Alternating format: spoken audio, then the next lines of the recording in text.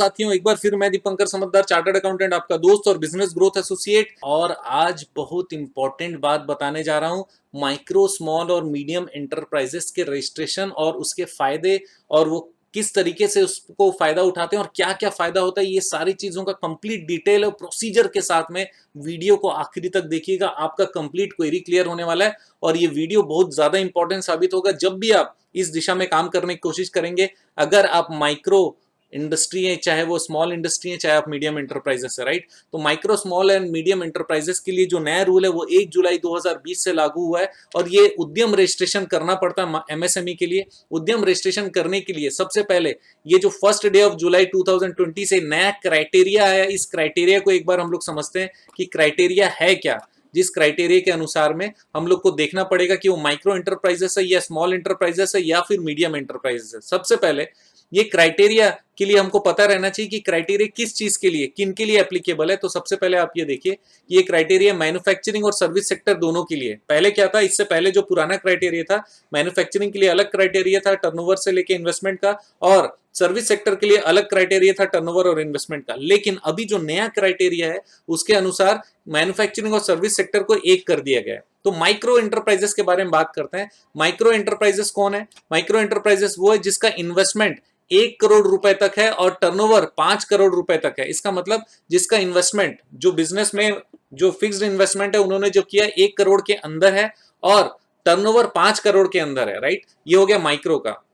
अब small enterprises का क्या है? 1 करोड़ के अंदर है तब तो माइक्रो में आ गया, लेकिन 1 करोड़ जहां पर हो गया उसके बाद 10 करोड़ तक, 1 करोड़ से 10 करोड़ तक अगर है तो हम लोग ऐसे बोलते हैं कि 10 करोड़ के अगर अंदर है और 50 करोड़ के अंदर अगर टर्नओवर है, 10 करोड़ के अंदर अगर इन्वेस्टमेंट है और 50 करोड़ के अंदर टर्नओवर है तो वो स्मॉल एंटरप्राइजेस है। सिमिलरली मीडियम एंटरप्राइजेस के लिए जो इन्वेस्टमेंट क्राइटेरिया है वो 50 करोड़ है और टर्नओवर क्राइटेरिया 250 करोड़ है। तो हम लोगों ने ये क्लासिफिकेशन, नया क्लासिफिकेशन अब एप्लीकेबल हो गया है। फिर से बता दूं, माइक्रो एंटरप्राइजेस में क्या है? इन्वेस्टमेंट 1 करोड़ और टर्नओवर 5 करोड़। स्मॉल एंटरप्राइजेस में क्या है? Investment 10 crore, turnover 50 crore. Medium enterprises में क्या है? इन्वेस्टमेंट 50 करोड़ और टर्नओवर 250 करोड़, राइट। और ये कौन कर सकता है? Any person who intends to establish a micro small और मीडियम एंटरप्राइजेस में फाइल उद्यम रजिस्ट्रेशन ऑनलाइन।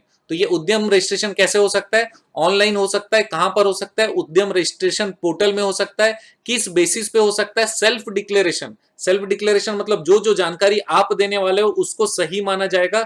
और सबसे इंपॉर्टेंट बात आपको बता दूं कि no requirement to upload documents. आपको डॉक्यूमेंट अपलोड करने का जरूरत भी नहीं है, पेपर्स अपलोड करने का जरूरत भी नहीं है, सर्टिफिकेट अपलोड करने का जरूरत भी नहीं है और प्रूफ भी अपलोड करने का जरूरत नहीं है दोस्तों। तो इतना ज्यादा ट्रस्ट कर रही है गवर्नमेंट की ये जो साइट है, इसमें आपको रजिस्ट्रेशन करना जरूरी भी है क्राइटेरिया के अनुसार में। और एक चीज याद रखिए, क्राइटेरिया गड़बड़ मत करिएगा। क्राइटेरिया जो है, आप स्मॉल में आते हो कि मीडियम में आते हो कि माइक्रो में आते हो, आपको जरूर बताना पड़ेगा। लेकिन सबसे फिर से बता दूं कि आपको उद्यम रजिस्ट्रेशन पोर्टल में जाना पड़ेगा, सेल्फ डिक्लेरेशन करना पड़ेगा। डॉक्यूमेंट को अपलोड करने की जरूरत नहीं है जो हमको स्कैन करके करना पड़ता है बाकी सारे पोर्टल में। पेपर्स अपलोड करने की जरूरत नहीं और सर्टिफिकेट और प्रूफ भी अपलोड नहीं करना पड़ेगा। जब आप रजिस्ट्रेशन कर लेंगे, जब आप रजिस्ट्रेशन कर लेंगे उद्यम के पोर्टल में जाके, तो उसका नाम क्या है? उसका उद्यम रजिस्ट्रेशन बोलेंगे। उसको क्या बोलते हैं? उद्यम रजिस्ट्रेशन। आपका कौन सा रजिस्ट्रेशन हो गया? बोलेंगे उद्यम रजिस्ट्रेशन हो गया, राइट। और उसमें एक असाइन करेंगे आपको परमानेंट आइडेंटिटी नंबर। रजिस्ट्रेशन का जो नंबर है उसको परमानेंट आइडेंटिटी नंबर बोलेंगे, जिसको हम लोग बोलते हैं उद्यम रजिस्ट्रेशन नंबर, राइट। तो आपने क्या कराया? उद्यम रजिस्ट्रेशन। तो आपको क्या मिला? उद्यम रजिस्ट्रेशन नंबर मिला। अब ये जो आप उद्यम का रजिस्ट्रेशन करेंगे उसका प्रूफ क्या है? ये ई सर्टिफिकेट है। जो ई सर्टिफिकेट मिलेगा वही उद्यम रजिस्ट्रेशन का सर्टिफिकेट है, जिसको हम लोग उद्यम रजिस्ट्रेशन सर्टिफिकेट बोलेंगे।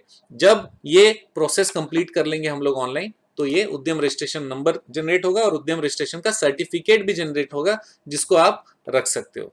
All units with goods and services tax identification number, मतलब GSTIN listed against the same PAN shall be collectively treated as one enterprises. ये बहुत इंपॉर्टेंट है कि जीएसटी का रजिस्ट्रेशन अगर एक पैन के अंदर में जितने भी, एक से ज्यादा भी अगर रजिस्ट्रेशन हुए होंगे तो सारे को एक एंटरप्राइज में माने जाएंगे। ऐसा कब हो सकता है आप बताइए तो? फॉर एग्जांपल, एक प्राइवेट लिमिटेड कंपनी है, उसका हर स्टेट में उनको एक रजिस्ट्रेशन लेने की जरूरत पड़ जाए तो वो सारे रजिस्ट्रेशन, स्टेट तो अलग हो गया लेकिन उसमें कॉमन क्या हो गया, pan number, common pan number हो गया। तो ये सारे पैन नंबर मिलाकर एक सिंगल ऑर्गेनाइजेशन या सिंगल एंटरप्राइज माना जाएगा, चाहे वो स्मॉल में आए, चाहे मीडियम में आए, चाहे माइक्रो में आए। ये चीज ध्यान रखिएगा। अच्छा, दूसरी चीज है, जैसे हमने बताया कि हम जो पहचान करते हैं कि वो माइक्रो है कि स्मॉल है कि मीडियम है, उसका बेसिस क्या है, investment in plant and machinery या इक्विपमेंट है, और दूसरा टर्नओवर भी है। ये investment in plant and machinery और इक्विपमेंट का कैलकुलेशन क्या कैसे होता है, ये कैलकुलेशन कैसे होता है ये आपको नहीं पता रहेगा तो आप क्लासिफिकेशन गलत करेंगे, क्लासिफिकेशन गलत करेंगे तो नीचे पेनल्टी का भी प्रोविजन है, इसीलिए ध्यान से सुनिएगा कि कैसे करना पड़ेगा। राइट, सबसे पहला, the calculation of investment in plant and machinery और equipment will be linked to the income tax return of the previous year filed. इसका मतलब यह है कि अगर आपने इन्वेस्टमेंट किया प्लांट एंड मशीनरी में और आपने इनकम टैक्स में नहीं शो किया तो फिर दिक्कत हो जाएगी, नहीं माना जाएगा। आपने इनकम टैक्स में शो किया 10 लाख और आप ऐसे बता रहे हो कि मेरा 1 करोड़ या 1.5 करोड़ हो गया, नहीं माना जाएगा। जो इनकम टैक्स रिटर्न में फाइल करेंगे आप, उससे वो कलेक्ट भी करेगा, उससे क्रॉस वेरीफाई भी करेगा। आप जो डालोगे उसको इनकम टैक्स डिपार्टमेंट से क्रॉस वेरीफाई करेगा। अच्छा, आपने ऊपर तो देख लिया कि भाई ये तो कोई डॉक्यूमेंट वेरीफाई कर ही नहीं रहा है, लेकिन फिर से बता दूं पेनल्टी का क्लॉज है, नीचे बताने वाला हूं। राइट, तो इसीलिए इनकम टैक्स रिटर्न आपका बहुत इंपॉर्टेंट है, और रिटर्न में अगर उस समय तक नहीं आ पाया तो सर्टिफिकेशन भी जरूरी है, लेकिन फिलहाल ये क्लियरली बोल रहा है कि इनकम टैक्स रिटर्न से कनेक्ट करना पड़ेगा। दूसरा इंपॉर्टेंट चीज है, in case of a new enterprise, अगर कोई नया एंटरप्राइज है जहां पे कोई आईटीआर नहीं भरा गया है, यही चीज आप पूछना चाह रहे थे, राइट, कि भाई वो तो पुराने वाले लोगों के लिए, हमारे लिए अगर आईटीआर नहीं भरे तो क्या होगा। फॉर एग्जांपल, अब ये नया साल है मेरा 2021, ये नया साल है, नया एंटरप्राइज हमारा जो एंटरप्राइज है एकदम नया है। अब मैं इन्वेस्टमेंट करते चले जा रहा हूं और वो वैलिड है, मैं वो इन्वेस्टमेंट को बुक्स में लेते चले जा रहा हूं, अकाउंटिंग में करते चले जा रहा हूं, लेकिन अभी हमारा इनकम टैक्स रिटर्न फाइलिंग का डेट आया क्या, नहीं आया। कब आएगा, ये जो 31 मार्च 2021 है, उसके बाद जो भी ड्यू डेट होगा, चाहे वो 31 जुलाई हो, चाहे वो 30 सितंबर हो, या कोई भी और डेट जो इनकम टैक्स बता देगा, फाइनेंशियल ईयर 2020 और 21 का जो डेट रहेगा, लास्ट डेट, उस डेट तक जो इनकम टैक्स रिटर्न आप फाइल करोगे, उसके अंदर में वो क्राइटेरिया जरूर मीट आउट होना चाहिए जो कि आपने उद्यम रजिस्ट्रेशन के समय डाला होगा। तो जो नए एंटरप्राइज है उनको छूट है कि जिस साल में आपने शुरू किया है वो साल का जो खत्म हो रहा है 31 मार्च, वहां से रिटर्न फाइलिंग, जो पहला रिटर्न फाइलिंग आप करोगे ड्यू डेट के अंदर में ही करना पड़ेगा, ये भी ध्यान रखना, कहीं लिखा नहीं है। तो ड्यू डेट के अंदर में आप फाइल करिए, और वो जो आपने बैलेंस शीट में शो किया होगा आपका इन्वेस्टमेंट, उस इन्वेस्टमेंट को क्राइटेरिया मानेंगे। तीसरा, the expression plant and machinery और इक्विपमेंट, जैसे हमने बोला कि इन्वेस्टमेंट किस में होना चाहिए, प्लांट एंड मशीनरी और इक्विपमेंट में, तो ये एक्सप्रेशन का मतलब क्या है, shall have the same meaning assign to plant and machinery as per income tax rule. अब ये प्लांट एंड मशीनरी क्या होता है, जो कि इनकम टैक्स रूल्स के अनुसार प्लांट एंड मशीनरी है, तो इनकम टैक्स एक्ट के अनुसार और जो इस हमारे एमएसएमई एक्ट के अनुसार, दोनों का प्लांट एंड मशीनरी का मतलब सेम रहेगा।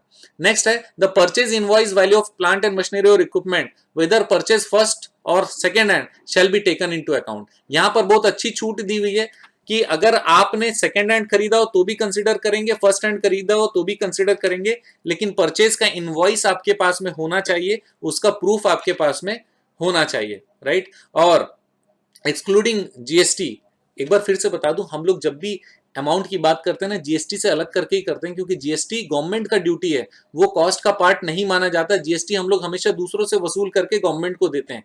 राइट, इसीलिए वापस बता रहा हूं, इनवॉइस जो भी रहेगा वो इनवॉइस का वैल्यू लेंगे, उसमें जीएसटी ऐड नहीं करेंगे। पांचवा इंपॉर्टेंट क्राइटेरिया क्या है, तो कुछ चीजें ऐसी है जो कि मशीनरी के कॉस्ट में नहीं आनी चाहिए, वो एज पर एक्सप्लेनेशन 1 है, ये एक्सप्लेनेशन 1 हम लोग अलग से चेक कर लेंगे, तो उसके अनुसार हम लोगों को कुछ कॉस्ट को अलग करना पड़ेगा। मैं आपको बेसिकली बता देता हूं, जो चीजें मशीनरी के कॉस्ट में आनी चाहिए, जैसे इंस्टॉलेशन भी मशीनरी के कॉस्ट का पार्ट आता है, वो जरूर रहेगा। ऐसे सारे एक्सपेंसेस जो मशीनरी को खरीदने से लेके इंस्टॉलेशन तक के, उसके बिना काम नहीं चलेगा, वो सारे एक्सपेंसेस को मशीनरी के कॉस्ट में जोड़ा जाता है। एकदम शुद्ध हिंदी में आपको बताना चाहता हूं। ये हो गया आपका इन्वेस्टमेंट का क्राइटेरिया। राइट, दूसरा टर्नओवर का क्राइटेरिया हमारा, एक बार फिर से, इन्वेस्टमेंट का क्राइटेरिया प्लस टर्नओवर का क्राइटेरिया है। तो टर्नओवर के क्राइटेरिया में क्या क्या पॉइंट्स हैं उसको देखना जरूरी है। एक्सपोर्ट ऑफ गुड्स और सर्विसेज और both shall be excluded while calculating the turnover.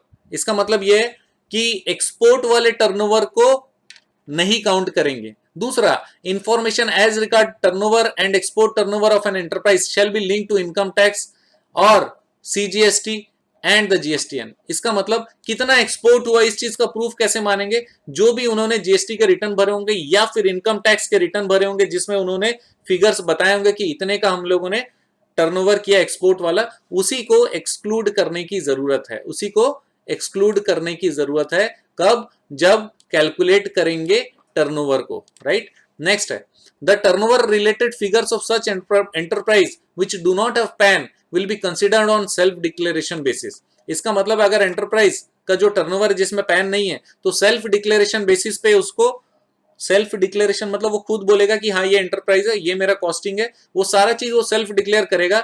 लेकिन उसको छूट कब तक दिया जाएगा? केवल 31 मार्च 2021 तक। उसके अंदर में उसको पैन और जीएसटी वगैरह सारा जो रूल्स है उसको कंप्लाई करना पड़ेगा। रिटर्न है तो रिटर्न फाइल करना पड़ेगा। सारे जो प्रोसीजर इनकम टैक्स और जीएसटी के हैं उसको फॉलो करना पड़ेगा। तो हमने दो क्राइटेरिया चेक किया, एक हमारा investment in plant and machinery का क्राइटेरिया क्या है, दूसरा टर्नओवर का क्राइटेरिया क्या है। अब तीसरा पॉइंट है composite criteria of investment and turnover for classification. जैसे हम यहां पर देख सकते हैं कि हमारा जो ये क्राइटेरिया दोनों मिलाकर है, कंपोजिट क्राइटेरिया है। जैसे माइक्रो एंटरप्राइजेस का investment 1 crore and turnover 5 crore, तो ये कंपोजिट क्राइटेरिया हो गया। तो अलग अलग क्राइटेरिया तो हमने समझ लिया। अब कंपोजिट क्राइटेरिया में हम आते हैं। इसमें लिखा है composite criteria of investment and turnover shall apply for classification of an enterprise as micro, small और मीडियम। ये हम ऑलरेडी ऊपर बता चुके हैं, दोनों को जोड़कर ही इसको कंप्लाई करना पड़ेगा।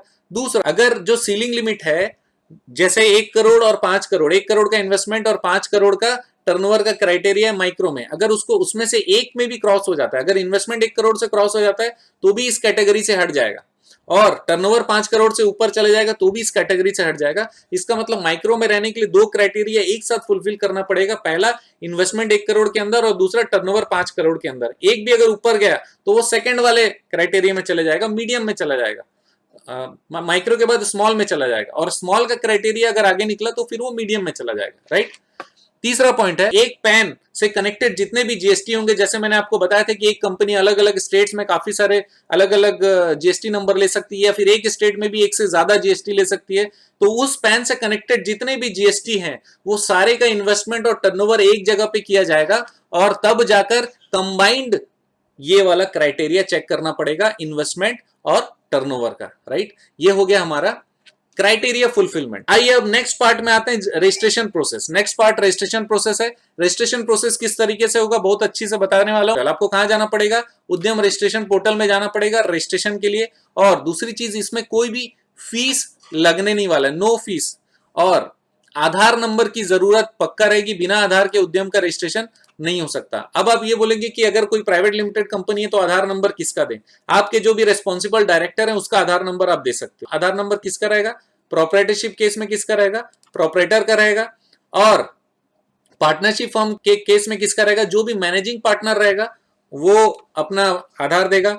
एचयूएफ है तो कर्ता देने वाला है। कंपनी के लिए हो, चाहे पार्टनरशिप के लिए हो, चाहे कोऑपरेटिव सोसाइटी के लिए हो, चाहे ट्रस्ट के लिए हो, चाहे कोई भी दूसरे ऑर्गेनाइजेशन के लिए हो, जो उसका ऑथोराइज सिग्नेटरी होगा वो उसका हम लोग आधार नंबर दे सकते हैं। वो डायरेक्टर भी हो सकता है और कोई दूसरा भी एग्जीक्यूटिव ऑफिसर हो सकता है जिसको स्पेशली ऑथोराइज किया गया हो एज ए ऑथोराइज्ड पर्सन। अगर पैन के बेसिस पे उद्यम लिया हुआ है और पिछले साल में कोई भी डेफिशिएंसी रही थी तो वो डेफिशिएंसी को भी सेल्फ डिक्लेरेशन बेसिस पे फिलअप करने की जरूरत पड़ेगी, राइट। ये 6 पॉइंट है। 7वां पॉइंट ये बोलता है कि कोई भी एंटरप्राइज एक से ज्यादा उद्यम रजिस्ट्रेशन नहीं करेगा, नॉट मोर देन 1 उद्यम रजिस्ट्रेशन। क्योंकि आपका प्रॉब्लम इन्होंने सॉल्व कर दिया है कि आपके कितने भी मैन्युफैक्चरिंग हो, कितने भी सर्विसेज हो। कई बार क्या होता है, लोग ये सोच सकते हैं कि हमारी कंपनी है जो 4 अलग अलग यूनिट है जिसकी प्रोडक्शन के 3 यूनिट सर्विसेज के है। कंपनी एक ही है, पैन नंबर कंपनी का एक ही है। तो ये सातों चीजों को एक ही में मर्ज करके हमको देखना पड़ेगा, और ये फैसिलिटी प्रोवाइड की गई है कि सब मिलाकर एक सिंगल उद्यम नंबर, आप उद्यम रजिस्ट्रेशन नंबर ले सकते हो, राइट।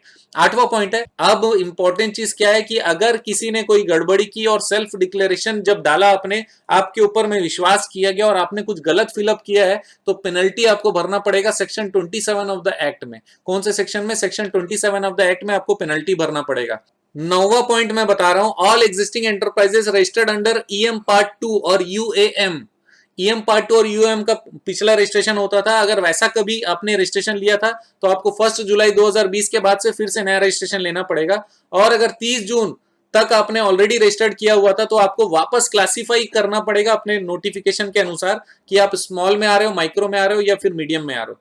नेक्स्ट इंपॉर्टेंट चीज है कि अगर आप एग्जिस्टिंग एंटरप्राइज हो जिसने उद्यम ऑलरेडी लिया हुआ था, तो आपको नए रूल्स के अनुसार 1 जुलाई 2020 के बाद आपको वापस से एक बार रजिस्ट्रेशन करना पड़ेगा, लेकिन आपको कुछ समय की छूट दी गई है। छूट कब तक दी गई है? 31 मार्च 2021 तक आपको छूट दी गई है। उस समय तक अगर आप नहीं करोगे तो चलेगा, उसके अंदर में आपको कर लेना पड़ेगा फिर से रजिस्ट्रेशन, भले आपने पहले एक बार रजिस्ट्रेशन करवाया होगा। 12वां पॉइंट है enterprise registered with any other organisation under ministry of micro small enterprises shall registered itself under Udyam registration. MSME के लिए अगर आपने उद्यम रजिस्ट्रेशन पोर्टल के अलावा कहीं और रजिस्ट्रेशन किया हुआ है पहले, तो भी आपको उद्यम के पोर्टल में जाकर रजिस्ट्रेशन करना पड़ेगा। ये पॉइंट नंबर 12 कहता है, बहुत इंपॉर्टेंट पॉइंट है, राइट।